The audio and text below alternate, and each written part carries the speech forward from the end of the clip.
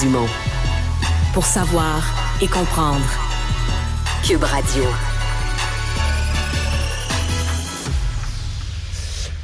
Alors, c'est une nouvelle que tout le monde essaie de comprendre. Certainement un autre gros choc dans le monde des médias, parce qu'aujourd'hui, la présidente de Radio-Canada convoquait la presse pour annoncer la suppression de 800 postes. Mais il y a 200 postes vacants, là, des postes vacants qui n'existeront plus, qui ne seront donc plus jamais comblés. Donc, c'est 600 emplois qu'on coupe.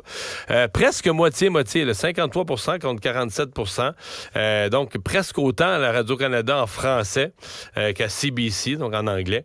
On va en discuter avec Guy Fournier, membre du conseil d'administration du Fonds des médias, chroniqueur au journal, qui connaît bien Radio-Canada. Bonjour, Guy. Bonjour. Comment on comprend ça? Parce que pour le public, à première vue, ils se disent, les gens, mais la crise des médias, c'est une crise de revenus publicitaires. Dans le cas de Radio-Canada, la plus grande partie de leurs revenus n'est pas publicitaire. Comment ils en arrivent dans le même cul-de-sac que les autres médias? Il faut dire que Christophe Freeland a décidé, au dernier, à sa revue économique, a décidé qu'ils auraient à peu près 100 millions de moins au budget en avril prochain. Donc, c'est beaucoup en prévision de cette coupure de budget qu'on a procédé aujourd'hui à ces réductions-là. Mais c'est pas, Mario, moi, je vais pas pleurer là-dessus parce que il y a une chose que je trouve dommage, c'est que je sais d'avance, sans savoir exactement quels postes seront coupés, je sais très bien que c'est parmi le petit personnel et c'est sûrement pas dans la direction. Et c'est peut-être dans la direction puis chez les chefs de service qu'on pourrait couper sans problème ou sans causer trop de problèmes. Alors, mais encore une fois, malheureusement, c'est le petit personnel qui va y copier. Ouais. Oui, parce qu'il faut comprendre que ces centaines d'emplois, les chiffres, le salaire des chiffres de la même grosseur, mais un petit peu plus gros que TVA, que le nombre à TVA. Mais en proportion, à TVA, on disait que c'est un tiers de tous les employés. À Radio-Canada, c'est à peine 10 %. Il y a beaucoup plus de monde. Non, mais c'est même pas 10 %, Mario, même pas, ouais. C'est à peu près 8 % parce qu'il y a il y avait jusqu'à cette annonce-là, il y a 7 960 employés, puis ça compte, ça c'est des emplois permanents, ça compte pas les contractuels. Alors, c'est difficile à évaluer exactement, mais ça représente probablement 7 à 8 % du personnel actuel de Radio-Canada. Et il faut que tu penses aussi que les 200 postes vacants, ils sont pas vacants depuis hier, ils sont vacants depuis plusieurs mois. C'est donc des postes qui étaient pas très importants ou qui remplissaient pas de rôle très précis, puisque de ces 200 postes dont on semblait pouvoir se dispenser assez facilement, puisqu'ils n'ont pas été remplis. Ouais. Est-ce que il y a des gens qui voient qu'on a voulu du côté de Radio-Canada faire cette espèce de sortie publique, forte, claire, aussi parce que là, il y a des débats en cours, entre autres la distribution des 100 millions de Google. Il y a des débats où des gens disent carrément Radio-Canada ne devrait pas toucher à cet argent-là. Je suppose qu'à Radio-Canada, on veut aussi s'inscrire comme faisant partie de la crise des médias, donc devant pouvoir recourir à toutes les enveloppes disponibles. Écoute, moi, je dis dans ma chronique de demain, je finis en disant, j'espère qu'on ne sera pas assez cynique pour profiter de tout ça, pour donner la part du lion aux 100 millions qu'on a arrachés à Google.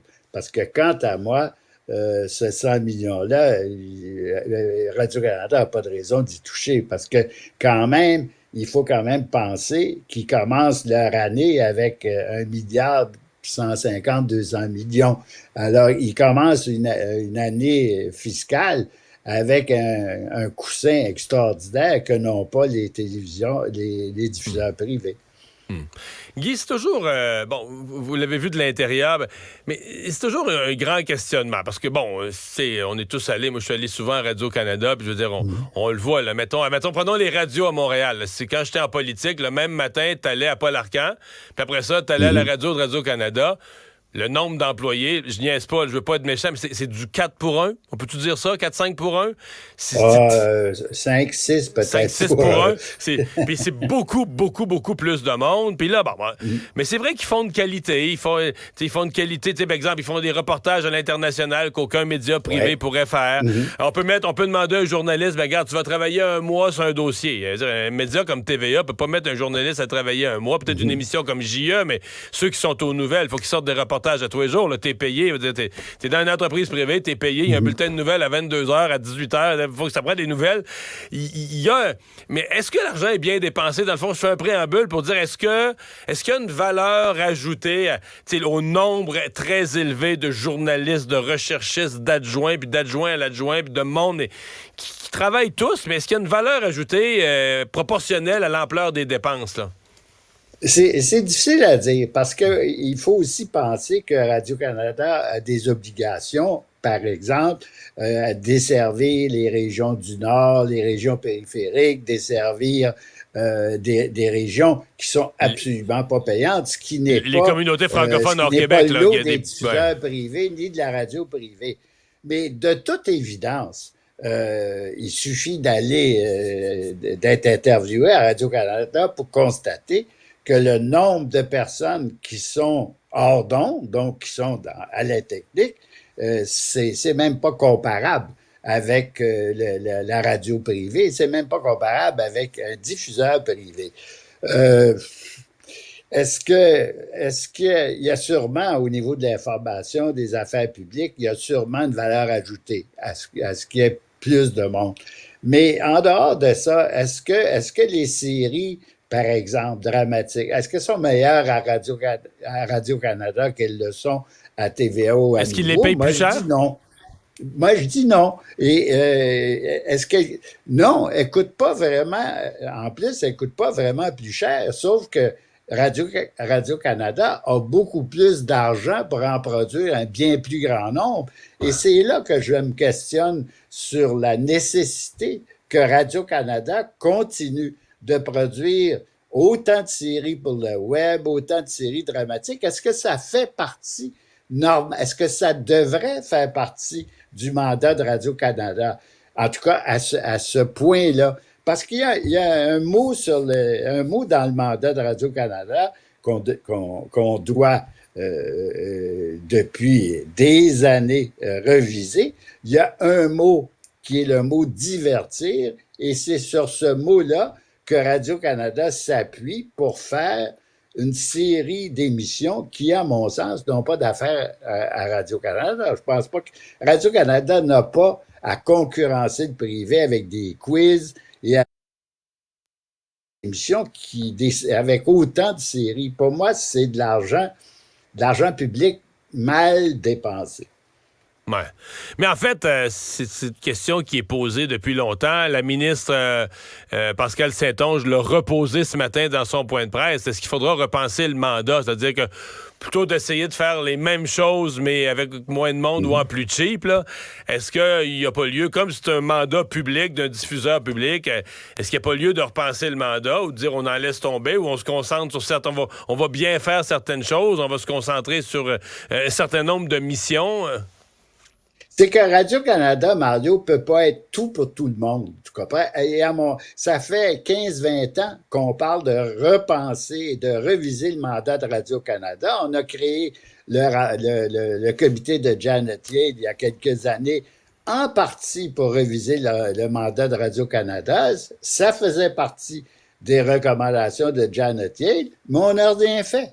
On n'a rien fait dans son programme électoral, par exemple. À la dernière élection, Radio-Canada avait promis, pas Radio-Canada, mais le Parti libéral avait promis qu'on reviserait le mandat de Radio-Canada, qu'on abolirait la publicité dans les nouvelles et dans les émissions d'affaires publiques. Mais il n'y a rien de ça qui a été fait. Et si ça avait été fait, ça aurait donné un peu d'air aux diffuseurs privés. Mais on ne l'a même pas fait. Pourtant, on l'avait promis. Et tout le monde... Et le rapport de Janet Yale était clair là-dessus. C'est inadmissible qu'on n'ait pas, depuis 6-7 ans, 8 ans que le gouvernement est là, qu'on n'ait pas révisé le mandat de Radio-Canada. Et alors que le gouvernement, pour une fois, il y avait un gouvernement qui était favorable aux diffuseurs publics, qui a été même assez généreux avec le diffuseur public, mais qui a jamais donné suite à la révision d'un mandat, une révision qui s'impose depuis 15 ans. Guy, je voyais sur les réseaux sociaux Paul Saint-Pierre Plamondon, le chef du Parti québécois, qui faisait une sorte de mathématique avec les coupures. Il dit avoir... j'ai pas vu tous les chiffres sur Radio-Canada, mais il dit que la grande partie des pertes de revenus publicitaires, entre autres, là, c'est arrivé du côté de la CBC, c'est du côté anglophone, surtout où les revenus publicitaires se sont effondrés. Il dit, or, les coupures, là, sont presque moitié-moitié. Le réseau francophone, Radio-Canada, en fait, a subi 47% des coupures contre 53%. Il y a l'impression que la hache est passée beaucoup trop du côté français. Qu'est-ce que vous en pensez? Moi, je pense qu'il a raison. Et c'est d'ailleurs le contentieux qui opposait M. Bissonnette à Catherine Tate. Et on entend ça, qu'il y a démissionné. C'est la raison majeure pour laquelle Bissonnette est parti. Ouais. Parce que lui, il savait très bien qu'il y avait des compressions qui venaient et il savait très bien que les compressions seraient imposées à peu près 50-50, alors que il faut quand même penser que s'il y a une perte de revenus publicitaires importante à la CBC, c'est normal, il y a 6% d'écoute. Alors, à partir de ça, c'est évident que de couper... Je ne suis pas en désaccord avec ce que Michel Bissonnette prônait. Il disait, on ne va pas couper également, alors que nous, on a un auditoire de 20-25% et que CBC a de la difficulté à rejoindre 6% de son auditoire. Alors, ça a été la raison principale du départ de Michel Bissonnette, et je ne peux pas dire qu'il avait tort de défendre le réseau français comme il le faisait. Donc, vous me confirmez, c'était ma dernière question que j'allais poser, parce que ça circule là, depuis la fin de semaine, que là, on est au cœur des raisons de la démission de Michel Bissonnette. Donc, vous entendez les mêmes choses. Là, cette thèse-là, vous l'accréditez. Ça ressemble vraiment à ça, parce que c'est un départ qui était comme inexpliqué, là, hein? Michel, le départ de Michel Bissonnette, je l'avais attribué à ça dès le lendemain de sa démission. Et je pense que, de toute façon, maintenant, à Radio-Canada, la plupart, à peu près tout le monde, sait très bien que c'est la raison du départ de Michel Bissonnette. C'est d'ailleurs ce qui a attristé autant le personnel actuel de Radio-Canada, c'est qu'ils avaient l'impression qu'au moins Michel Bissonnette les défendait. Ouais, exactement. Guy Fournier, merci beaucoup. Merci, Mario. Au revoir. Au revoir.